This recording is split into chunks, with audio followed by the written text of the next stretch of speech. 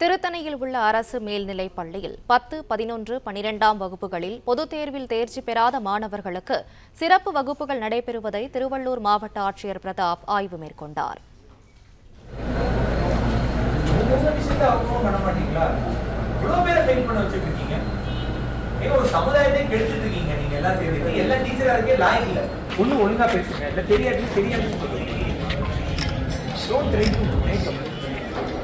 நாலு பேர் ஒரு ஸ்கூல்ல ஃபெயில் ஆயிருப்பாங்க. 4 பேருக்கு கிளாஸ்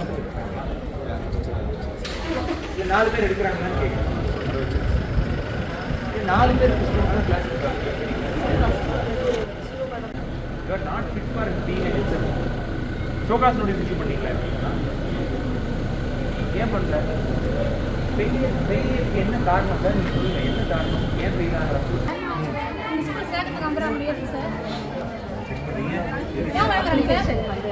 ஃபார்முக்கு 50 ரூபாய். இப்போ நம்ம ஒரு ஒன்று வந்து மிஸ்டேக் ஆயிடுச்சு. இப்போ நான் திரும்ப வாங்கி வந்து திடீர்னு நான் காசு கொடுத்து நான் வாங்குறேன். இருக்கிறவங்க இருக்காங்க, இல்லாமல் இருக்கிறாங்க. திருத்தணி அரசு மேல்நிலைப் பள்ளியில் ஆட்சியர் ஆய்வு மேற்கொண்ட நிலையில் தேர்ச்சி விகிதம் குறைந்தது குறித்து ஆட்சியர் சரமாரி கேள்வி எழுப்பினார். இதுகுறித்த மேல் விவரங்களை செய்தியாளர் பாலாஜி வழங்க கேட்கலாம். பாலாஜி, வணக்கம். விவரங்களை சொல்லுங்க. வணக்கம். உங்களை தேடி உங்கள் ஊரில் திட்டத்தின் கீழ் திருவள்ளூர் ஆட்சியர் பிரதாப் திருத்தணி நகராட்சியில் காந்தி சாலையில் உள்ள டாக்டர் ராதாகிருஷ்ணன் அரசு ஆண்கள் மேல்நிலைப் பள்ளியில் ஆய்வு செய்தார். அப்பள்ளியில் 10, 11, 12ஆம் வகுப்புகளில் பொதுத் தேர்வில் தேர்ச்சி பெறாத மாணவர்களுக்கு சிறப்பு வகுப்புகள் நடைபெற்று வருகிறது. இதனை ஆய்வு செய்த மாவட்ட ஆட்சியர், ஏன் மாணவர்கள் ஆசிரியர்கள் குறைவாக உள்ளனர்? பள்ளியின் தலைமை ஆசிரியர் பாலகிருஷ்ணனை பார்த்து ஆட்சியர் கேள்வி எழுப்பினார்.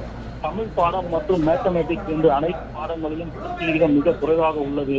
என்ன பாடம் சொல்லிக் கொடுக்கிறீர்கள்? மாணவர்கள் பெற்றோரை சந்தித்து காரணம் கொடுத்தீர்களா என்று பல கேள்விகளை ஆசிரியர்கள் மற்றும் தலைமை ஆசிரியரை பார்த்து மாவட்ட ஆட்சியர் கேள்வி எழுப்பினார். அப்போது அனைத்து ஆசிரியர்களும் பதில் கூற முடியாமல் திணறி அமைதியாக நின்றனர். ஏன் இப்படி தேர்ச்சி விகிதம் குறைந்துள்ளது என மாவட்ட கல்வித்துறை அதிகாரிகளையும் பள்ளியின் தலைமை ஆசிரியர்களையும் கடுமையாக விளாசினார். இந்த பள்ளியில் தேர்ச்சி விகிதம் குறித்து குறைந்து போனதற்கு என்ன காரணம் என்று கேட்டால் உங்களுக்கு பதில் கூற முடியவில்லை. புள்ளி விவரங்கள், மாணவர்கள் தேர்ச்சி விகிதம் என்று எந்த ஒரு பட்டியலும் தங்களிடம் இல்லை. பள்ளியின் மாணவர்களை தேர்ச்சி விகிதம் செய்ய எந்த ஒரு முயற்சியும் நீங்கள் செய்யவில்லை. 6 ஆண்டுகளாக இந்த பள்ளியில் தலைமை ஆசிரியராக உள்ளீர்கள். உங்களை ஏன் பணியிட நீக்கம் செய்யக்கூடாது என கேள்வி எழுப்பினார். இதனைத் தொடர்ந்து அப்பள்ளியில் உள்ள தலைமை மேத்தமேட்டிக்ஸ் ஆசிரியர் தமிழ் ஆசிரியர்கள் ஆகியோர்கள் தேர்ச்சி விகிதம் குறைந்து போனதற்கு நீங்களும் அனைவரும் காரணம் என்று கடுமையாக மாவட்ட ஆட்சியர் பிரதாப் விளாசினார். இதனைத் தொடர்ந்து திருத்தணி நகராட்சி அரசு பெண்கள் மேல்நிலைப் பள்ளியில் 11ஆம் வகுப்பு புதிய மாணவர் சேர்க்கை நடைபெறும் பகுதிக்கு சென்றார். அப்போது வரிசையில் காத்திருந்த மாணவிகளின் பெற்றோர் மாவட்ட ஆட்சியரிடம் இந்த பள்ளியில் அப்ளிகேஷன், அதாவது அனுமதி அப்ளிகேஷன் வாங்குவதற்கு ₹50 பணம் கொடுத்து அப்ளிகேஷனை வாங்கினாலும் அதை முறையாக பூர்த்தி செய்ய ஆள் இல்லை. மேலும் ஸ்டாப்லர், பின், கம் போன்ற எந்த பொருளும் பள்ளியில் தர மறுக்கிறார்கள்.